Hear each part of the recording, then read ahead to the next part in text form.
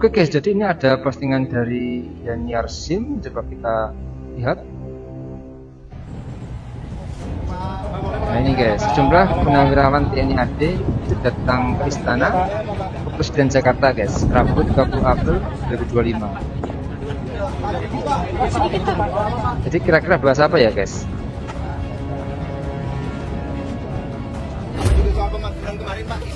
Iya Pak. Bismillah, assalamualaikum guys, berjumpa lagi di channel Jurnal Terupdate. Jadi di tengah polemik tuntutan Forum Purnawirawan TNI, tiba-tiba Persatuan Purnawirawan TNI AD temui Pak Prabowo di istana. Kira-kira membahas apa ya? Selain itu, menurut pengamat politik Burhanuddin Muhtadi, adanya kasus penuntutan mundur wakil presiden ini ternyata bisa membuat posisi Gibran tersandera politik, sehingga hal ini akan membuat Gibran sulit untuk maju di 2029. Ya, tak perlu berlama-lama, untuk lebih jelasnya langsung saja kita simak bersama-sama video ini guys. Bismillah. Memang lebih tampak political statement ya. Karena kalau kita melihat penjelasan Pak Satria maupun secara politik, memang berat ya untuk melakukan proses pemakzulan di saat 81% kekuatan pemerintah itu menguasai parlemen. Nah, hitung-hitungannya tidak mudah untuk mengubah itu. Tetapi faktor statistik jumlah anggota parlemen kan bukan satu-satunya cara untuk membaca mengapa statement ini muncul. Tetapi kita bisa melihat efek kualitatif dari pernyataan para purnawirawan. Jangan lupa kalau kita flashback ke belakang Mas Budiman, memang isu penuntutan mundur kepada pemimpin nasional itu bukan isu baru. Bahkan sudah terrealisasi minimal pasal impeachment pernah diberlakukan untuk Soekarno maupun Abdurrahman Wahid. Tetapi yang terjadi kalau kita bandingkan ke belakang, Pak Habibie pernah juga diminta mundur, Pak SB juga pernah, Pak Jokowi apalagi. Tetapi baru kali ini tuntutan mundur, tuntutan diganti itu diarahkan kepada wakil presiden. Nah pertanyaannya, kalau secara politik itu susah untuk terrealisasi melihat komposisi parlemen semacam itu, lantas bagaimana cara kita membaca? Nah saya melihat apa yang kita lihat belakangan ini itu tidak bisa dipisahkan dari 2029. 2029. Terutama pasca penghapusan presidensial threshold di MK. Jadi dengan adanya kasus ini itu pasti posisi Gibran itu sudah tersandera secara politik. Jadi sulit untuk membayangkan Gibran maju lagi di 2029. Baik sebagai capres atau cawapres. Dan jangan lupa Pak Prabowo sudah diputuskan sebagai capres oleh Gerindra, kemudian didukung oleh PAN. Tetapi yang belum pasti adalah siapa cawapresnya. Jadi saya melihat ini semacam tanda kutip stempel politik yang menyulitkan buat Gibran untuk bermanuver lebih jauh untuk agenda elektoral berikutnya. Jadi sebuah political statement yang ditujukan untuk kepentingan elektoral 2029. Karena tadi komposisi politik tidak per hari ini sulit untuk membayangkan ya 7 partai pemerintah itu melakukan manuver untuk mengganti Gibran sebagai wakil presiden. Jangan lupa mereka yang mendaftarkan Gibran, setidaknya beberapa di antaranya ya sebelum akhirnya ada partai pendukung Anies yang ikut bergabung ke pemerintah. Tetapi jangan lupa pula tadi untuk mengganti secara konstitusional kan tidak mudah. Soal pelanggaran hukum misalnya, kalau misalnya dialamatkan ke putusan nomor 90, menurut Mahkamah Kehormatan MK itu bukan pelanggaran hukum, itu pelanggaran etik. Jelas karena ada conflict of interest, ketua MK saat putusan nomor 90 diambil itu adalah pamannya Gibran. Tapi bukan pelanggaran hukum. Nah mungkin Bang Andreas tadi bisa dikaitkan dengan pelanggaran hukum yang dikaitkan dengan yang lain. Ini perbuatan tercela ya. Kalau bisa membuktikan Fufu Fafa adalah Gibran. Tapi ini kan bukan hal yang mudah tuh. Jadi poin saya ini lebih kelihatan aspek politiknya ketimbang konstitusi yang secara kasat mata tadi sulit untuk bisa diterobos. Baik Pak Samsul Jalal. Ada analisa dari Prof. Burhan yang mengatakan ini sebenarnya untuk menyandera Gibran untuk 2029. Sebenarnya apa pesan yang mau disampaikan oleh Forum Purnawirawan Prajurit TNI? Karena ada 8 tuntutan itu kan, termasuk salah satunya adalah kembali kepada Undang-Undang Dasar lama sebetulnya. Ya ini kita lihat lagi ya. Kok Prabowo itu bisa jadi presiden apa? Ini ada permainan Prabowo dengan Jokowi. Pokoknya Pak Prabowo jadi presiden, tapi anak saya jadi wakil. Soalnya apa?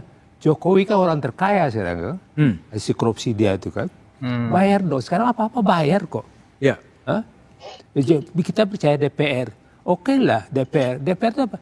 Dewan Perwakilan Rakyat. Ini bukan Dewan Perwakilan Partai-Partai. Dewan Perwakilan Partai-Partai. Sekarang masyarakat bilang itu sampah. Ada komisi-komisi kan. Komisi itu mengeluarkan suatu keputusan juga bayar komisi dulu. Ini mohon maaf nih. Saya nggak tahu juga. Saya ini udah uzur kan. Saya 82 kan. Saya tamat tenaga militer 65. Saya pensiun 99 terakhir. Oke. Terakhir saya di Jaksa Agung, Jam Intel. Jadi apa negara kita ini apa sekarang? Ya bilangnya, wah udah gelap. Iya emang gelap sekarang. Oke, jadi lebih kepada keprihatinan ya sebenarnya. Betul sekali. Keprihatinan dari Purnawirawan TNI terhadap kondisi. Jangan bilang Bu Irma tadi bahwa itu bukan perwakilan, bukan TNI. Saya bilang perwakilan, semua ada, Angkatan Laut ada, dari juga. Ya mungkin bukan organisasi formalnya lah ya, PPAD. Semuanya ada perwakilan kok, hanya polisi yang nggak ada, kan itu aja. Oke, baik. Bung Andreas, gimana? Anda ini kan permainan politik sebenarnya untuk menyandra Gibran maju di 2029. Gimana Anda respon analisa Prof Burhan tadi? Ya bisa jadi, artinya salah satu kemungkinan artinya dari analisa Prof Burhan tadi. Tapi saya melihat apa yang disampaikan oleh para purnawirawan, sebenarnya kalau mau jujur kita tanya aja anak-anak muda ini gitu kan. Tanya anak muda, mahasiswa yang depan, apakah mereka masih berpikir seperti sebelum 2024, sebelum pemilu. Kita lihat di media sosial bagaimana ya soal fufu fafa, soal macam-macam ya urusan itu yang sebenarnya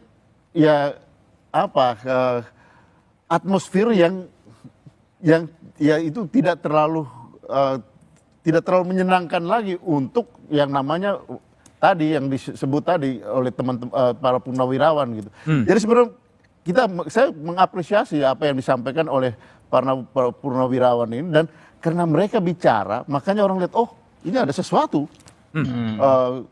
Ya mungkin ya seperti kata teman saya, mungkin kalau hanya relawan ini mungkin orang tidak terlalu perhatian gitu. Tapi ini para purnawirawan mereka serius dan mungkin mereka menyuarakan apa yang dirasakan juga oleh banyak orang gitu. Oke. Nah ini harus jujur kita melihat ini secara politik, secara keseluruhan. Saya melihat kondisi hari ini gitu, lebih pada kondisi hari ini. Baik. Nah, bahwa itu persoalan ini kemudian tindak lanjut. Nah itu persoalan konstitusi melalui tadi yang saya sampaikan, bahwa itu prosedurnya cukup panjang gitu kan. Tapi kita juga jangan lupa gitu bahwa ada yang tahun 67, kemudian Gus Dur tahun 2001, tapi kan tahun 98 kan juga kita pernah mengalami hal yang sama kan, yang tidak tidak melalui prosedur ini gitu. Baru 97 ada pemilu, ketika MPR dengan semua begitu suara mayoritas mengetok palu untuk Pak Harto, ya Mei 98 sudah selesai. Jadi situasi seperti ini, apa yang disampaikan oleh para purnawirawan, saya kira mereka mengapresiasikan, mengekspresikan apa yang mereka rasakan dan mungkin juga dirasakan oleh banyak orang. Pak Prof Burhan mungkin bisa menyampaikan itu melalui hasil survei kalau udah ada surveinya gitu. Iya. Oke guys, jadi menurut pengamat politik Burhanuddin Muhtadi, dengan adanya penuntutan mundur wakil presiden ini membuat posisi Gibran tersandra politik. Gibran akan sulit maju di 2029, baik capres ataupun cawapres. Sebab Pak Prabowo Subianto akan kembali diusung oleh Gerindra di tahun 2029. Siapa pencawapresnya?